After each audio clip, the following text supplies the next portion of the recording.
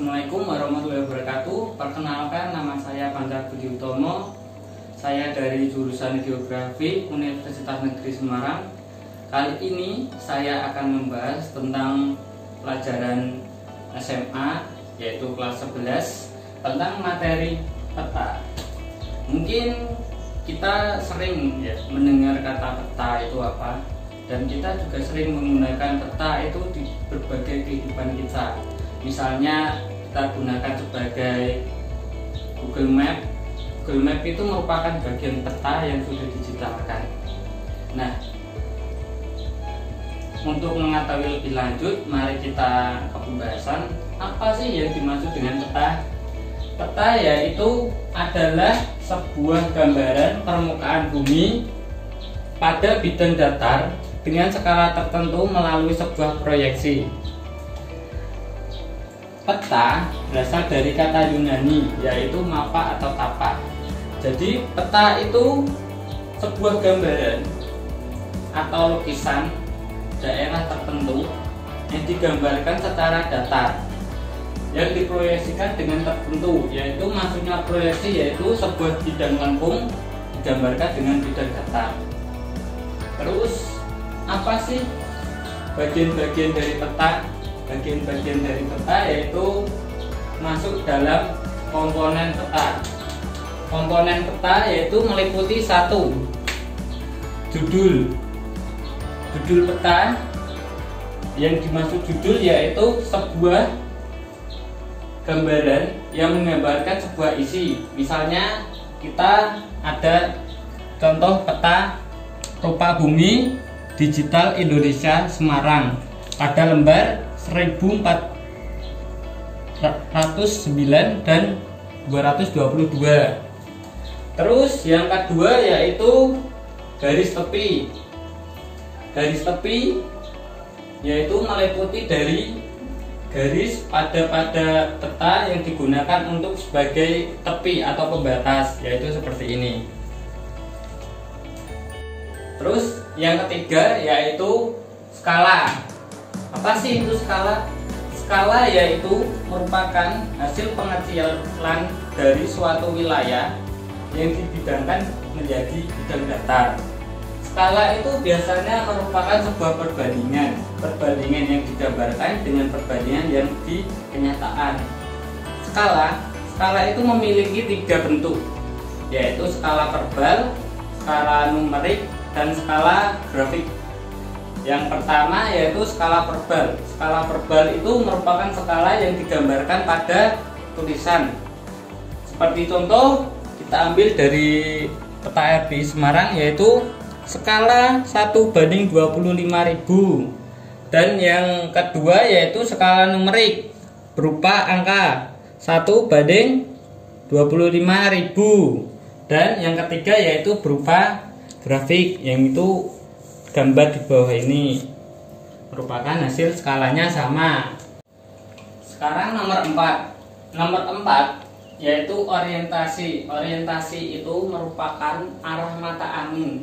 Jadi dalam peta itu digunakan sebagai menunjukkan di mana sih utaranya atau selatannya peta. Dapat kita lihat dari peta RPI yaitu di bagian pojok sebelah kiri, yaitu ini merupakan daerah utara menurut US dan utara menurut UMUG.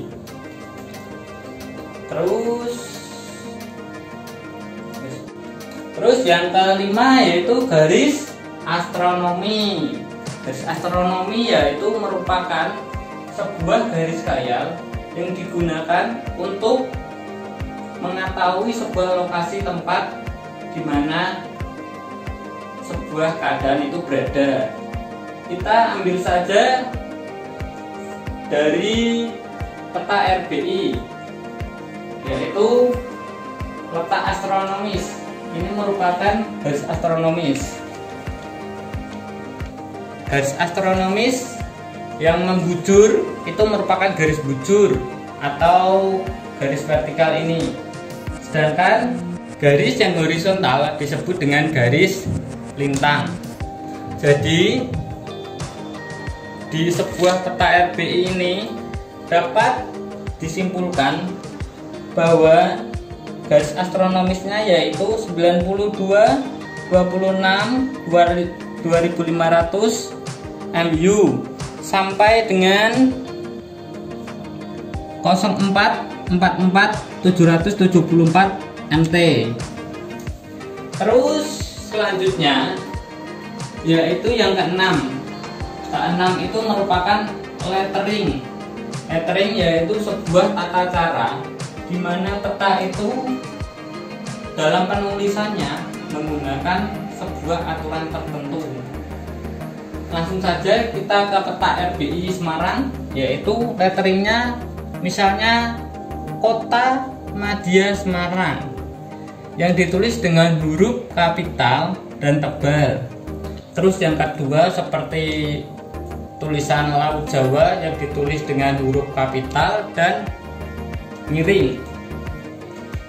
Selanjutnya nomor 7 yaitu warna. Warna dalam peta digunakan sebagai pembeda antar bentuk lahan. Ya, itu kita lihat dari peta RBI, warna biru di sini menunjukkan sebuah lautan. Sekarang kita masuk ke nomor 8. Nomor 8 yaitu simbol. Simbol yaitu sebuah gambaran yang digambarkan pada peta yang mewakili pada daerah penyertaannya.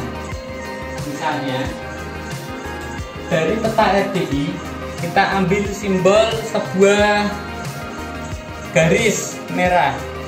Garis merah yaitu merupakan dari jalan arteri. Terus yang kedua yaitu seperti ini, garis biru kotak-kotak ini merupakan dari daerah area persawahan. Terus yang ke 9 yaitu merupakan sebuah legenda. Legenda yaitu keterangan di mana simbol-simbol itu dijelaskan.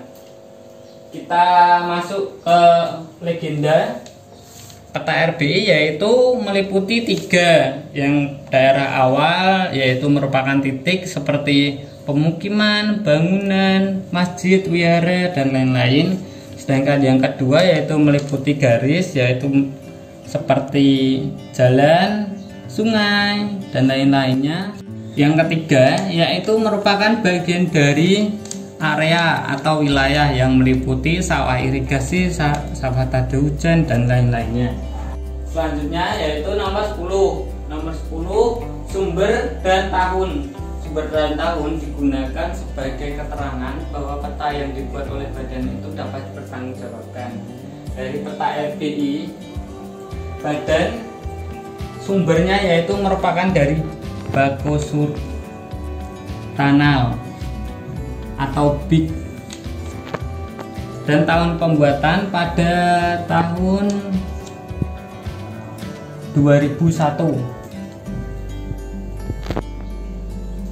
Terus yang terakhir yaitu sebuah insert.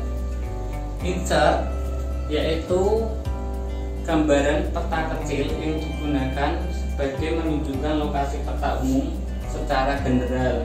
Dari peta RBI dapat kita lihat dari pojok kanan atas menunjukkan bahwa lokasi kota Semarang yaitu terdapat pada daerah sini.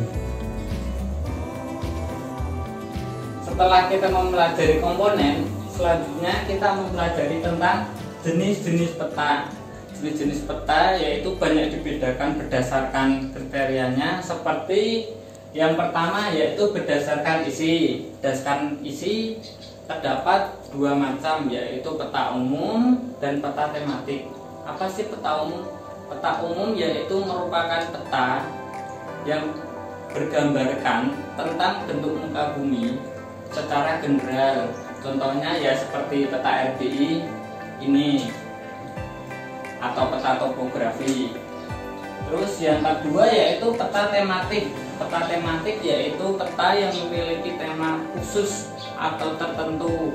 Contohnya yaitu peta curah hujan, peta kemiringan lereng, atau peta longsor. Nah, itu juga merupakan peta tematik. Terus yang kedua, berdasarkan sumber data. Peta itu memiliki sumber data, yaitu dapat dibedakan dari peta yang dibuat. Yang pertama dari peta turunan, dan yang kedua yaitu peta induk. Peta turunan itu merupakan peta yang dibuat berdasarkan peta yang sudah ada. Misalnya kita membuat sebuah peta kemiringan lereng berdasarkan dari peta RBI, itu merupakan peta turunan. Sedangkan yang kedua yaitu peta induk. Peta induk yang didapatkan berasal dari survei langsung. Misalnya kita menggunakan drone lalu kita petakan, itu merupakan peta berasal dari sumber yang induk. Terus yang ketiga, peta berdasarkan skala. Peta berdasarkan skala dibagi menjadi 5, yaitu yang pertama peta kadaster. Peta kadaster itu merupakan peta yang skalanya sangat besar, yaitu 1:100 hingga 1:5000. Yang kedua yaitu peta besar. Peta besar yaitu yang memiliki skala 1:5000 hingga 1:250.000. Terus yang ketiga yaitu peta sedang. Peta sedang memiliki ukuran skala 1:250.000 hingga 1:500.000. Terus yang keempat yaitu peta skala kecil. Peta skala kecil yang memiliki skala ukuran 1:500.000 hingga 1:1 juta. Dan sedangkan yang terakhir yaitu peta geografis yang ukuran skalanya lebih dari 1:1 juta. Dapat kita simpulkan, peta itu merupakan bagian yang penting dari kehidupan kita. Peta itu dapat menunjukkan di mana lokasi kita, dapat menunjukkan di mana arah mata angin jika kita tersesat. Mungkin peta juga dapat digunakan sebagai acuan untuk pembangunan daerah. Dari kesimpulan itu dapat saya akhiri dari pembahasan mengenai peta. Akhir kata, jika ada salah atau tutur kata yang kurang tepat, saya minta maaf. Akhir salam, wassalamualaikum warahmatullahi wabarakatuh.